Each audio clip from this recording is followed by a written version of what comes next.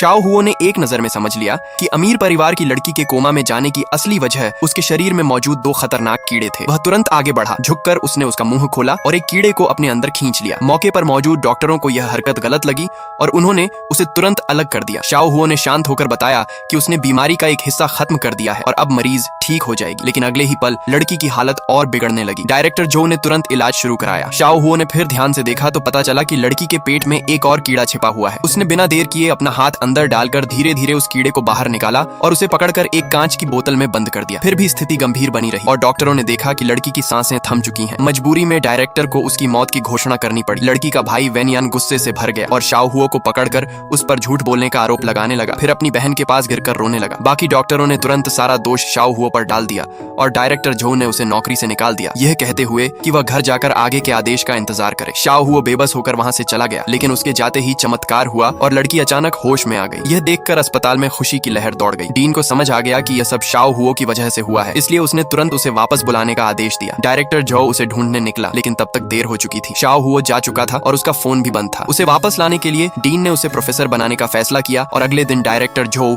उसके किराए के घर पहुंच गया। वह उसे मनाकर वापस अस्पताल ले जाने लगा, लेकिन गेट पर ही उनकी मुलाकात एक अमीर और घमंडी युवक से हुई जो डायरेक्टर को अपनी गर्लफ्रेंड बनाने की जिद कर रहा था। डायरेक्टर उसे पसंद नहीं करती थी, इसलिए उसने उससे बचने के लिए शाओ हुओ को अपना बॉयफ्रेंड बता दिया। युवक को विश्वास नहीं हुआ। तब डायरेक्टर ने सबके सामने शाओ हुओ के गाल पर किस कर दिया। यह देखकर भीड़ हैरान रह गई और बातें बनाने लगी। गुस्से में युवक ने फूल फेंक दिए और शाओ हुओ को धमकाया कि वह उसे एक शब्द में खत्म कर सकता है। उसने उसे घुटनों पर बैठकर माफी मांगने को कहा। शाओ हुओ चुप रहा। तभी वह युवक फोन करने वाला था कि उसी समय महिला प्रेसिडेंट और वही लड़की वहां आ गई जिसकी जान शाओ हुओ ने बचाई थी। पता चला कि वह घमंडी युवक उसी महिला प्रेसिडेंट का कजिन है। उसने तुरंत शिकायत की, लेकिन महिला प्रेसिडेंट ने साफ कर दिया कि शाओ हुओ उसकी बहन का रक्षक है और उसे उससे माफी मांगनी होगी, वरना कंपनी से निकाल दिया जाएगा। मजबूरी में युवक ने सिर झुका दिया।